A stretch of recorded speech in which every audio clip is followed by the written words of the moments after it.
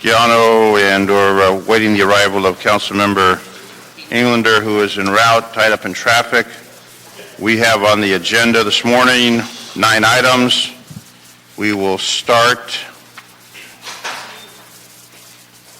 with item number 8. Good morning, John White, City Clerk. Item 8, motion Zion Buscaino, instructing the Fire Department to report relative to the process for accepting funds and donations from organizations seeking to assist their local fire stations and to report on potential improvements to the donation acceptance process. Good morning. Good morning, Councilman Zion. Darren Palacios, Chief Deputy, Los Angeles Fire Department. Councilman Buscaino, good morning. Currently, we have a few, we took a look at the process. You know how this came about? I understand that, no, go ahead and enlighten me. My understanding is that I know our people in the field are frustrated that the donations, they're having a hard time getting the donations in a timely manner. Well, this came to my attention from a citizen from the community that wanted to donate items to the fire station in their particular area, and there was some archaic rule in the fire department that says you can't do that. So I said, this seems absurd because we do the Hope, whatever that's called, on Hope Avenue.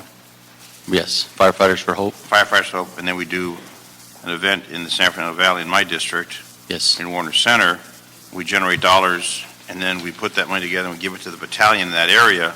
So I couldn't understand how we could do that in certain areas, but not in all areas. So the purpose is to try and have a uniform policy. If a neighborhood council group or a chamber or residents in the community, now we've got obviously the red flag alert, the heavy winds, Santa Ana, et cetera. There's a lot of folks that say, we want to donate whatever, and we have different areas of the city that wish to do that. We should have a process where they can do it without this, well, we can't accept it.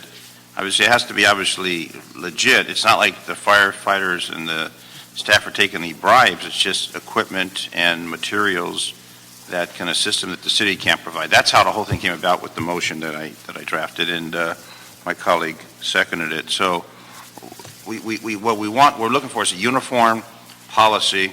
If someone wants to donate something, a generator, a shovel, whatever it is, and the fire department can use it in that particular station, then you know what?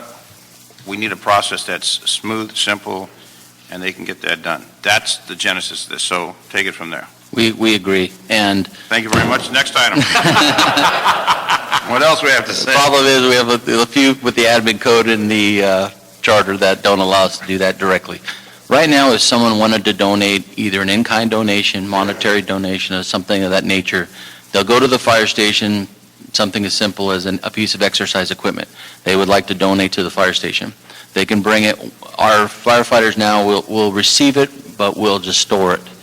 The captains officers at that station generate a letter that will go through channels to our administrative office, Chief Cummings' office, the CLO specifically. They'll draw up a board report. For any donations, $5,000 or less, must be approved by the Board of Fire Commissioners. 5,000 or less. What about 5,000 or more? That has to go through public safety and to full council.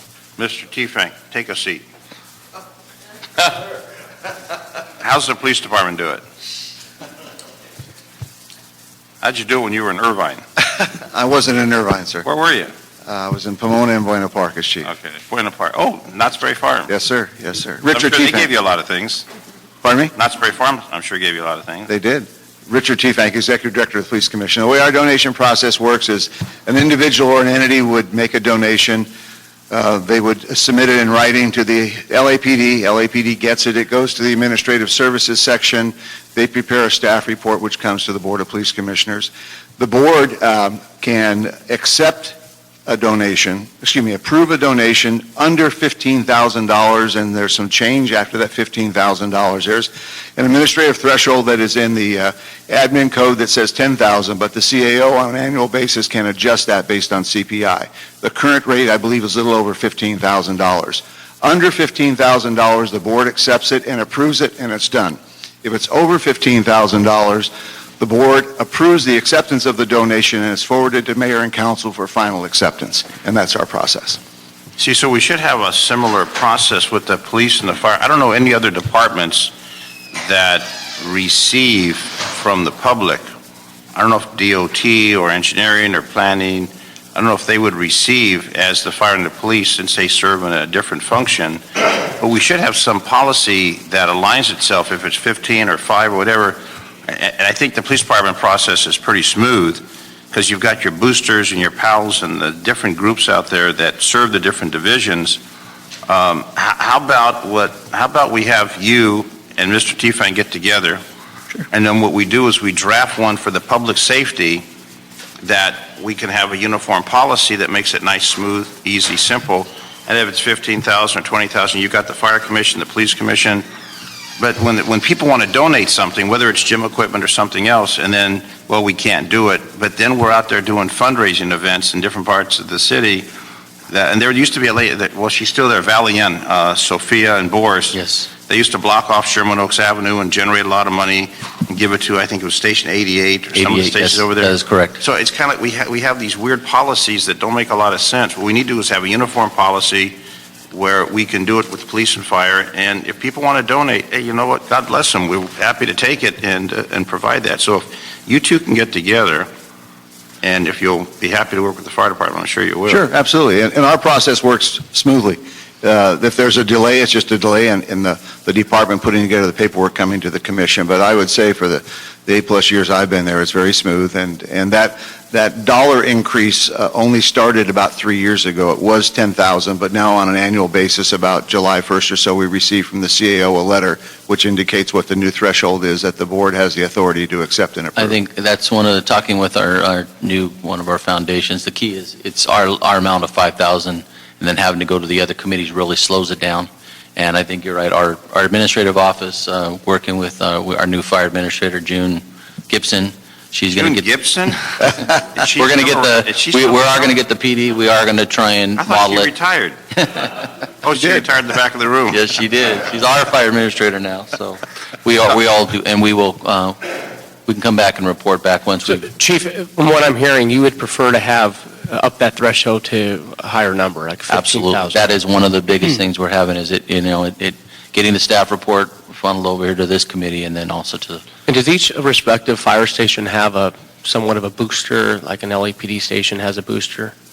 No, we have a few 501c3s out there, and but there's not one for each fire. We have Adopt a Fire Station, which is similar. We're trying to consolidate those under a foundation or two. And I would agree with Mr. Zine in trying to better streamline the process, and the last thing we want to do is have some community members frustrated with the process when they have a heart of gold and want to give back to our fire stations, our firefighters. And I see Karen Wagner in the audience here, who has been instrumental in starting the Los Angeles Police Foundation. And just to let you know, and I've worked hand in hand with Karen in my time with LAPD, the fire department is in good hands with Karen, and she's going to do whatever it takes to help improve fire services and the morale in the fire department. So I'm really, really pleased to see her step in here and also taking on this role to start the first LA Fire Foundation. she has helped greatly to streamline a lot of things. Great. Already. So I think what we can do is bring this matter back. You folks get together, come up with something, make the dollars real, the 15,000 if we want to increase it, whatever. But then we have a uniform standard, whether it's a donation to the fire department, donation to the police department. We've got 21 police divisions and all the specialized divisions. It really seems that we should have an open, easy process where someone wants to give out of the goodness of their heart to either police or fire for equipment that the city obviously can't provide. And if we can get that back, how long do you think it will take to bring this back to committee? That would be up to the fire department. We're ready to go. I think our process is in place. We have copies of the procedural orders. I can get the CAO information out of the ad code, and then also the letter we have. I think we can just give that, and from there we can go. We want to do this within 60 days? 60 days? I think that makes it so simple. And then the community folks will say, great. But it came to me from a community person who's so frustrated. He says, we want to do this, and they're saying they can't do it, and the captain doesn't want to get in trouble. I said, this is ridiculous. Right. It's like, we're not asking for anything. They're coming forward and they want to provide it. So let's bring that back in 60 days. We can use that language. I think everyone will benefit from it. And we have any cards on this? No, sir. Nothing? Okay. So that'll be the direction, 60 days back. Thank you all. Thank you very much. Thank you. Number 7, we want to continue. Item number 7 is going to be continued. Continue that to the next meeting, please.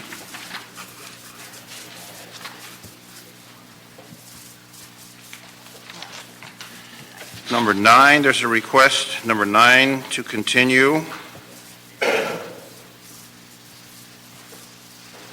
And consent items, Mr. Joe, we're still anticipating the arrival of our chair, but there's been a request to consent 1, 2, 5, and 6. 1, 2, 5, and 6. What's that?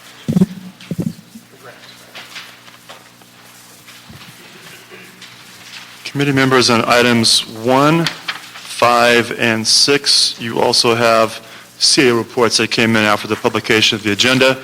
Do you wish to approve those CA reports with your action on those items? Joey B., what do you think? 2. Do you want to hold 2? 2 is a CA report, but it's 1, 5, and 6, you have new reports. Okay, so there's a consent on 1, 2, 5, and 6. Is that okay with you? You okay with that? Okay. As directed, 1, 2, 5, and 6. And then all we have left is 3, 4, and 8. 3 and 4. Oh, we just did 8, so 8's done. So we got 3 and 4. So, well, we can go slowly. We don't want to finish the meeting without our chair. But since we're so efficient, we might finish by 9 o'clock. Which one's easier, 3 or 4? Okay, let's do 4. Item 4. Clerk, number 4. Item 4, Board of Fire Commissioners report relative to the proposal of new fire life safety inspection fees for industrial and commercial buildings. Oh, this will be popular. Councilman Zine, Councilman Buscaino, good morning. Item 4 deals with inspection of industrial and commercial occupancies. We're proposing to establish an inspection fee. These there are about 9,000 occupancies in the city that are large and complex commercial occupancies, and they require more detailed inspections. These buildings in general are 4 or more stories in height, have at least 40,000 square feet, and they fit into occupancy types in group B, G, H, M, S, and U, as defined in the California Building Code. Currently, we do not charge for this inspection, and what we've done is we've done a study to see the amount of time that it takes. We find that the minimum amount of time is 2 hours plus another half hour of administration to actually conduct the inspection, and that's what our initial fee is based on. So it'd be 2.5 hours at the standard firefighting rate, and that gives us a charge of $440 per building. There are 2 things that we need to accomplish. This will be yearly? This will be annual? This would be an annual fee, yes, sir. There's 2 things that we need to accomplish to put this into place. First of all, we need an ordinance to establish and authorize the collection of fees, penalties, and interest charges for delinquent accounts. And then second of all, we need a billing and tracking system to actually track the inspections and then also to do the billing. All right, we're concluded. Thank you very much for this meeting. Oh, here we go.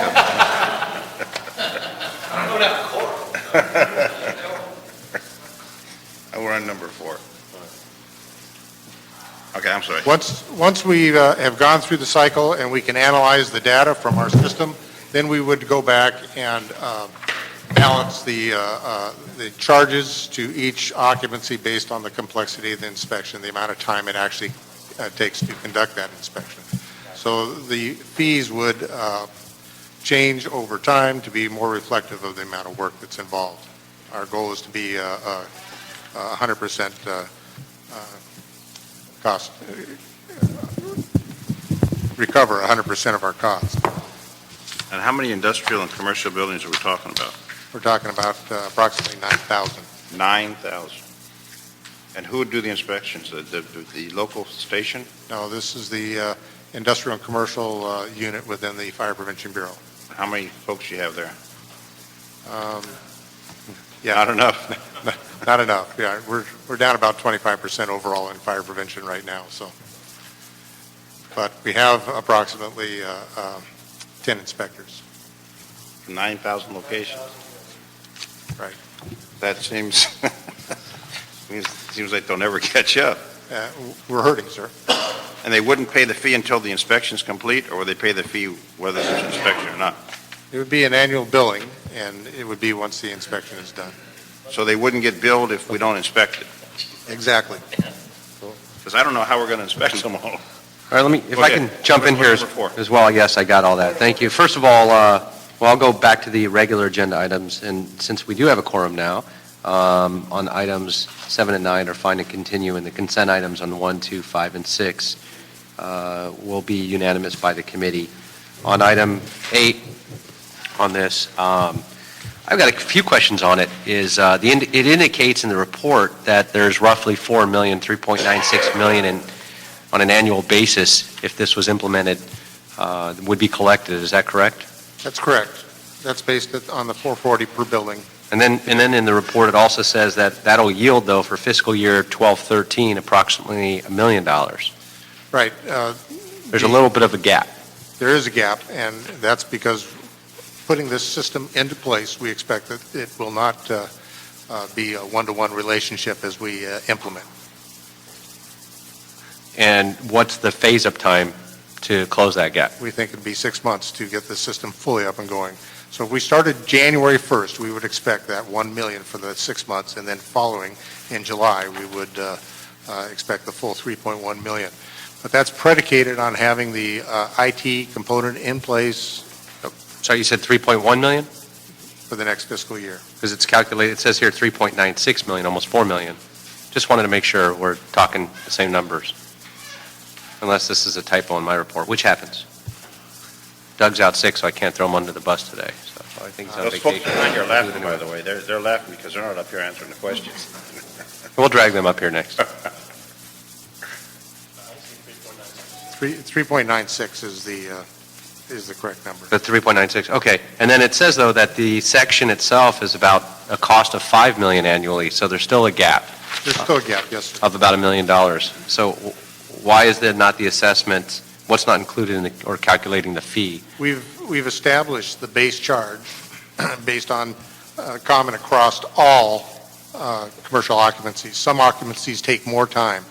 As we adjust our fees, then we'll pick up that difference. Can I ask the CAO to report on this? Is there a CAO report on this as well? And if we're launching off with this, and we have the opportunity for full cost recovery, has that been analyzed at, it's the $176 an hour, and they estimate that every structure will be approximately 2 hours, $440 per building. And if it's full cost recovery, then we can increase inspectors in the unit, but we're still not at full cost recovery. We're still investing and supplanting $1 million into this. Why? Trying to Mark figure out. Davis with the CAO. The understanding I have is that this unit also does some other services besides this inspection. Aren't they inspecting the dry cleaners, and they're inspecting the oil wells, and this commercial unit does more than just this? I see. So this would, okay, and so the totality of the cost of the entire unit is $5 million. The $4 million, $3.96 million that would come back from these proposed fees is full cost recovery on that part of the unit? I just want to make sure that we get this on the record if that's correct. That's part of the issue. The other issue is that the initial inspection fee is based on the smallest minimum time, and some buildings will take more. So there will be some slippage there in the initial collections I during see. that first year. Once Okay. we adjust the fees to the complexity of the building, then I expect that cost recovery to balance out Okay, then, and increase. I got it. That makes sense. Okay, thank you for that. Go up. Some will go Yeah. up, some will go down. Yes. And then, are there, and so I want to, final question on this that I have, and I'll see if my colleagues have any additional questions, but my final question on this is, are there I haven't seen any analysis on what other cities charge for the same inspection fee. Do other cities charge, and what are those fees? Do we have that I information? do not have that information with me. What I would ask is, I don't want to hold this in committee, so I'll go ahead and recommend that we move this forward on the full city council, but I'd ask that information to be included in the council report. Very I think good. that's important. And I do appreciate that you guys have been out there with this backlog, and it's critically important to try to catch up, and this is thinking outside the box with, I'm absolutely against trying to figure out how to charge, particularly businesses, more money in fees for whatever that might be for a service that we should be doing already, or they feel they are already paying through business taxes or other taxes. But this is over and above those type of fees because you don't go into residential units on a regular basis to inspect, and they pay taxes as well. And these are particular types of structures for fire, life safety, safety code compliance, making sure that they're safe and having that expertise to go through those buildings. And that takes a lot of time and training and effort. And this is one of those few that, in terms of coming up with a new assessment fee, not because of the fiscal times in the city right now, quite frankly. This is just one that makes sense. And it's not, quite frankly, at the rate, it's not punitive, and it's cost recovery. And want to thank the department for bringing this forward and working on it with the CAO's office as well as June in the back, who I know makes all the decisions and comes up with all these formulas. So thank you for that. Any other questions from my Well, colleagues? this is a service that's been done for free for how many years? For the 37 years that So- I've been with the department. I mean, the concern I have, Mr. Chair, is that Yes. we know what the business climate's like, and have we met with the chambers? Have we informed them that we're We'll be meeting with the chamber office when they go to inspect their office. I'm just saying, we don't want to, and I know that we're looking at gross receipts tax and business tax and this tax and that tax, and, I mean, I understand there's a cost to do business. The concern is, if we're now going to implement this, which some will be higher, some will be lower, we don't want to send the wrong message out and have businesses jump across to a county area where they don't charge a fee. We need to find out neighboring jurisdictions if there are fees involved, or if they just do it as a routine practice. I mean, when you're talking about 9,000 units, I think that we haven't done that. We don't know what neighboring jurisdictions charge, if they do charge. I do not have that information with me. That's why I'd asked that come to full council with that information so we can see it. It was stated that, in fact, they do. We'd like to see how much and which ones and how much they charge. But more importantly, this is the critical thing that I look at. It's not a monthly payment and it's not a tax. And I agree with Mr. Zine completely. But this fee, they actually are getting something quite valuable out of this, because if there is a loss at all, and there's an issue from a code compliance safety issue with their facility at all, either they're going to get sued, or somebody's going to get hurt, or they're going to have loss of property, is best case scenario is loss of property, but loss of life. This is a critical function that we can't afford to have a backlog on. No, but we're doing it. We're doing it now. It's just that. But there's a backlog, and other jurisdictions are paying for the service. So, And then the other question I have is, do we charge on false alarm fees for the fire department when they respond to commercial? We do not. at we this have point. a motion right now that you and I authored, Into that? and that's pending right now. We've got reports coming back to the committee. They're looking into that's a little trickier, because there's some that are required to actually have the alarms, where you're not required for police to have a police alarm, but you are required to have a fire alarm. So how do you charge for fire? So they're figuring that out, and what other cities and municipalities do charge that false alarm fee, we're going to do that as well. And we've got some formulas that'll be coming back shortly as well. So if you have an area like Warner Center where you've got multiple floors, multiple tenants, will each tenant be responsible, or will the building management be responsible on the payment? It would be the building management Okay. for the So the- industrial, we're talking about industrial commercial fee, it's the building owner.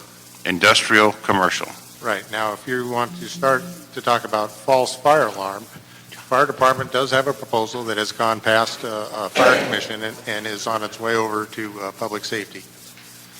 So you'll be hearing that very soon. Because we seem to cut down a tremendous amount of calls on the police department side with the fee structure and the permit, et cetera. Fire prevention, if we look over a 30-year period, we've been successful in reducing the incidence of fatalities, fire fatalities, by 68%.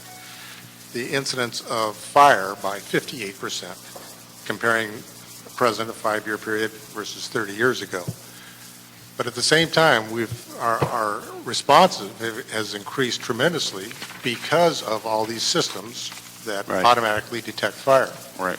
And so our false alarm program that we will bring to you will be an attempt to try and reduce the incidence of false alarms and make our resources available. Because we want to be pro-business and help stimulate business. We don't want to be, we are pro-business. We want We want the others to be pro-business. We want to reflect that and not show something in a negative fashion. So I just want to make sure that, just like the car dealers, and I know our chair was very instrumental in this deal with the car dealers, where we went from 150 to 50, and they went to other jurisdictions. They don't charge a gross receipts tax. We don't do that now, trying to lure them back in the city.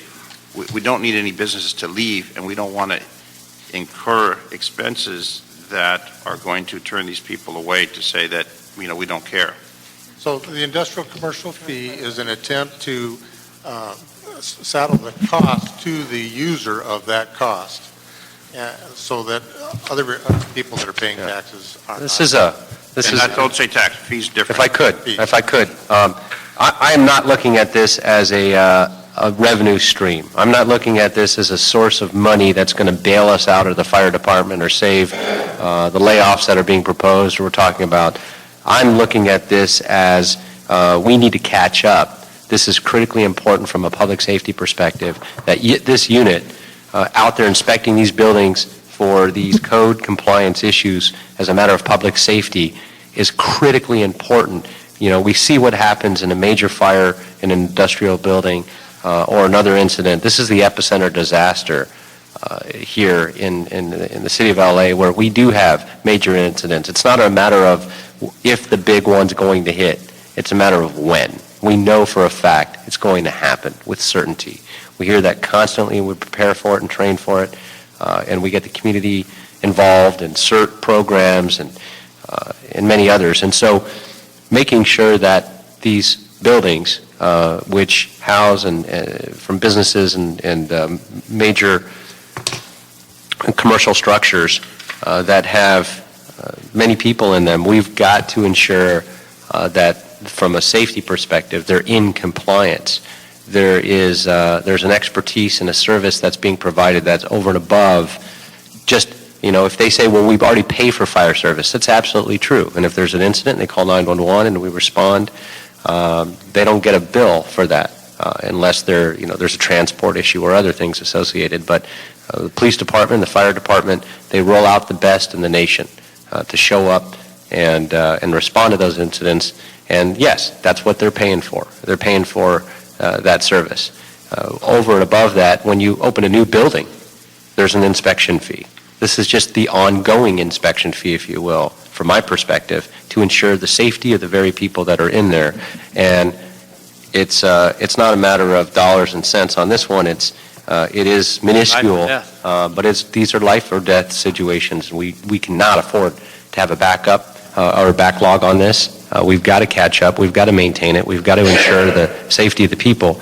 But I'm absolutely 100% on board with Mr. Zine's statements that we've got to be, and urge the others to be, as business friendly as the three of us are here, and not raise these fees on the backs of businesses. And these are the backbone of our local economy. These are the ones that are providing jobs. It's small and local businesses that are hurting the most, and barely able to keep their doors open in these tough times. And so I'm very cautious on any new fees or raising any fees, and I've, in fact, voted against most of them, as Mr. Zine has as well.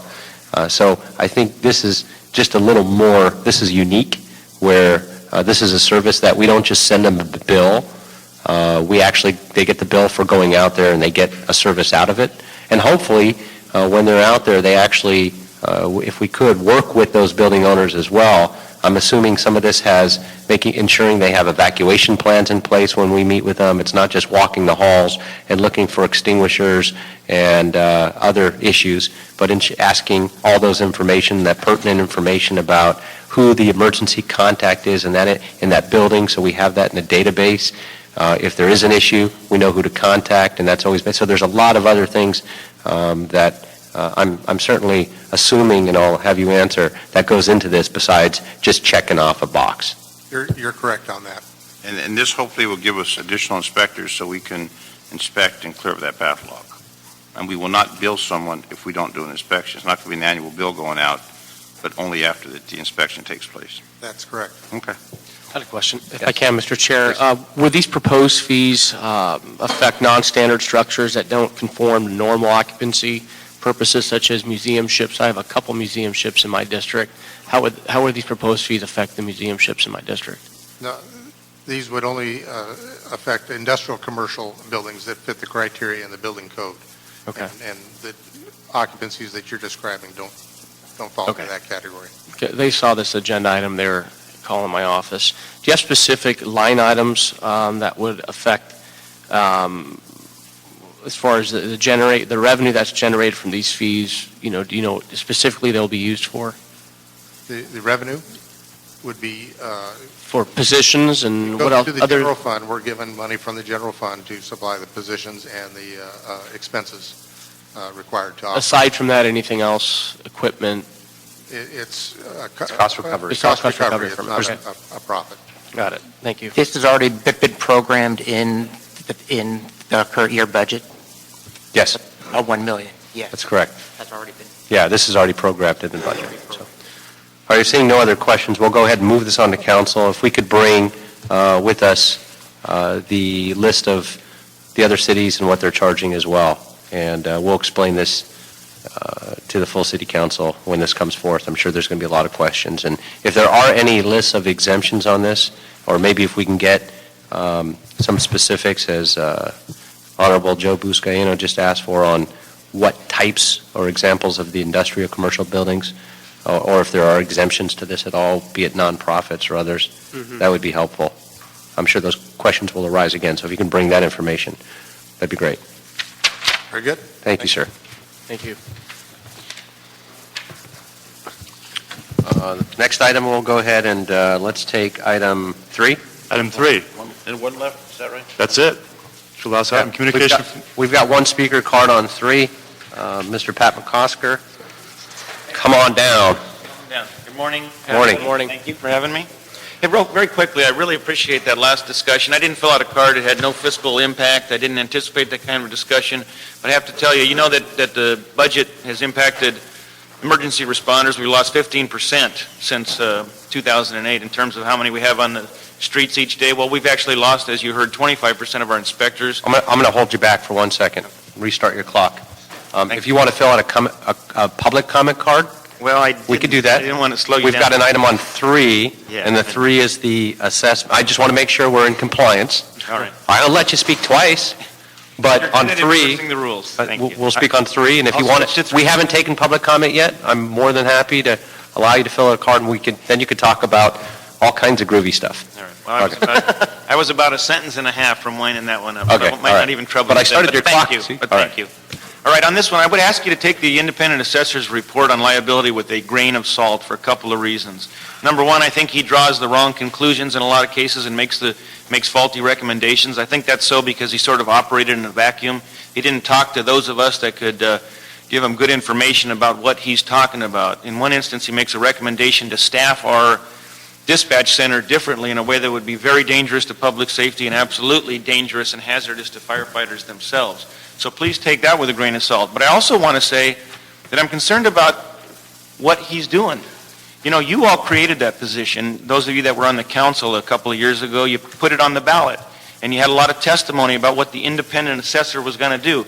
That person was going to oversee or look over the shoulder of management regarding our discipline system and make recommendations to make sure that management was enforcing discipline properly and fairly.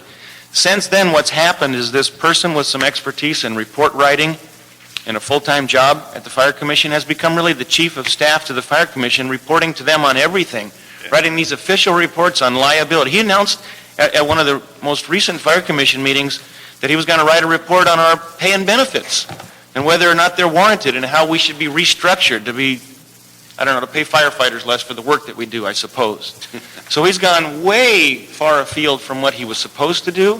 He's making bad recommendations to you regarding public safety. He has no expertise in the fire department. He's in a pitched battle with the city attorney. The very first thing he did when he came in is insult in writing our city attorney's office. To me, it's empire building, what I see going on there, not just with the individual who holds that role, but others in PSD now, other civilians, is it's empire building. They're trying to build an empire, trying to run the fire department. If he's not running the fire department right now, he's at least pulling the puppet strings. I ask for your help. It's not what you intended when you created the position and put it, and we supported you putting it on the ballot. So thank you. So let me ask you a question. So you really don't have an opinion on this? I have that opinion. Thank you. Thank you, Pat. If we can have the department, please, step forward and walk us through. And let me just address some of the comments that were just made. I listen to all recommendations and read all the information, whether it be from an independent assessor, whether it be from citizens, unions, firefighters. You got to take the totality of everybody's opinion into consideration, particularly when they're assigned and they're responsible for a position that the voters put in place. There are some very good recommendations, quite frankly, that have come out of the IA in terms of critically looking at important ways to improve communication with the Commission, especially as it relates to litigation. I mean, according to the IA's report, since 2002, the city's paid out about $40 million in fire department-related lawsuits. And so in looking at risk management and looking at ways to improve things, and we know we certainly have a lot of challenges, not just with the fire department, with every department, as it relates to, particularly in public safety, risk management. That's a struggle for every municipality. Anytime you turn on, first of all, you put on heavy equipment, you're running towards danger, you're doing so code 3, and you're doing it day in and day out.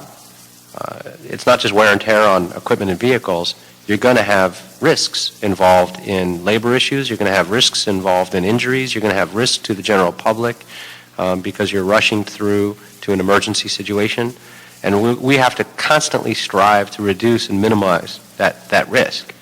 And so looking at ideas, while some or may or many or maybe even none at all would be adopted, it's critically important that we continue to do that and try to strive to reduce that risk. It will always be a challenge. We'll never get to a zero risk initiative or goal or objective, but we have to have a goal and objective to reduce it constantly. As technology changes, as conditions change, as geography changes here, where they're building more into the hillsides, all those things account for risk. And so I actually welcome all the IA's work because we're all in this together. And we've got to make sure that we protect the public as well as the purses of the city purse strings of laying out this kind of money, particularly during these financial times. But we've got to do a better job. And so with that, there have been several recommendations. I know we've got specific recommendations with timelines and status and where things are at, and wanted to hear from the department on that. And if you can walk us through some of that, that'd be great. Hi, good morning, Councilman Englander. Darren Palacios, Chief Deputy Administrative Operations Fire. Good morning. Councilman Zine again, and Councilman Biscayno. Good morning. What What we did was, we took a look at the independent assessor, he did a complete audit of the fire department's litigation. From that, we determined certain things that we should adopt. He had 24 specific recommendations, as you see in that fire department board report, and he had 12 general recommendations. What we did, we took those recommendations, put them in a matrix, and tried to assign personnel a timeline and gave an updated status of that. I presented this report to the Fire Commission on October 2nd. Basically, in the specific recommendations, Is that the date of this matrix? Because there's no date on the actual, unless it's the cover sheet that you're referring to, is I was just September talking about 10th? the cover sheet. It was actually, I had to submit this board report in order to make the timeframes of the board much earlier than that. It was probably sometime in September I submitted this. I do have updates, if you'd like me to give you some of the updates. Great. Because I have to report back to the commission in 90 days on what the progress is, and then I could also come back and give you that update as well. And what we'll end up doing then, if you do have those updates and they aren't part of the official record and file, is we'll hold this in committee what date are you going to commission? It was from October, sometime in January, I'll be reporting again on updating this. Sometime in January. Either the first or second meeting in January. Okay. Then what we'll do is let's go ahead and have, I want to go through some of this now. I don't want to continue it right away. But what we'll do is make sure that we hold this on the desk or in committee until immediately after your presentation to commission. And if you could submit the updates at that same time, and then we'll hear it in committee after your presentation to commission, that would be great. So we'll shoot for the latter part of January on that. But then go ahead, and if you can walk us through, are these ranked in any type of critical importance? Are they given any No, weight? we went by subheadings, kind of according to the report. The first subheading is tracking systems. So basically, there were three types of subheadings. The first one talked about our tracking systems that need to be in place, how we should track it, how we should meet Executive Directive Number 9 from the Mayor's Office. Another subheading dealt with our training that the independent center felt needed to happen with our members, and then the inclusion of professional standards training and risk management to all work together to get that training out. And the third headings are lessons learned from litigation, or an analysis done by the independent assessor of litigation of items that he felt we should try and implement from that past litigation. Those are the 8 subheadings. So, Okay. for example, the first one talks about tracking systems. As in item number 2 says, while we're waiting to install electronic tracking, develop a paper. Obviously, it says it to be completed. It is completed. So the status of that is done. We do have a paper system. We're very close to mirroring a fire department litigation that would mirror the city attorney's litigation. We're So very the close. update that you have, it sounds like this is way out of date from what we have. It's about a month and a half. Yeah, we've probably got a month and a half of advance since the time I've done that. Is there a reason that we haven't gotten the updates submitted prior to committee? I need to, we're going to do those with commission. I have to do those through commission first. I'd like to do those through commission. Okay. But that's not scheduled for January, and that'll be another update. Correct. Yeah. I'd rather actually get, if you have an update now, and we had this scheduled, rather than bringing in an old matrix when you've got the update and you are holding on to it for a future update for commission, we're going to keep crossing tracks on that. And I don't want you walking back here in January and saying the same thing. Well, we gave an update, but we've since have another update, and so we'll have to bring that back to commission. Understood. That, to me, quite frankly, with everything else going on the department, and looking at risk management and what I've just talked about, as well as trying to find out what we've done to improve some of these litigation efforts, when we still have a lot of pending cases and issues, some of these training issues, the general recommendations and where we're at with the department. I think these are critically important here with updates. And so I'm not going to wait for January. I'm going to go ahead and reverse that order and suggest that we hold this on the table now and bring it into the next Public Safety Committee. Okay. That I'm going to request the department to submit the updated recommendations in their current form. rather than an old matrix from October, and bring this in at the next scheduled meeting, so we can actually get a true update. And I want to spend some significant time on this if we could, and go through categorically all the recommendations, timelines, and the status as well, and where we're at, so we can get our arms around it, because this is just too important. They're big dollars. There's big risks. We've got to make some adjustments, and I want to find out where things are at, and I think my colleagues do as well. We want to work with you to make sure that we give you those resources as well, to make sure that we're trying. I'd rather see this, quite frankly. We're talking about civilian layoffs in the fire department again. We're talking about that in every department. We're talking about major changes that are being proposed right now to the mayor's office and the CAO's office because of our structural deficit. I'd much rather see this money go back to the department. I'd much rather see these dollars go to improve the equipment needs that you have. We've got several requests in from the department for additional equipment, but also the civilian layoffs. I'd rather keep them on board than constantly pay out these kinds of lawsuits, and so this is too important. So if that's okay with my colleagues, unless they've got questions now, I'd like to bring this back to the next committee report with real updates submitted prior to committee, so we can actually have a true discussion. So be it. All right, that'll be the order. We'll go ahead and do that and really have a discussion. I'd also like to bring up at the next committee meeting after the discussion, the IA to weigh in on his assessment on where things are at as well.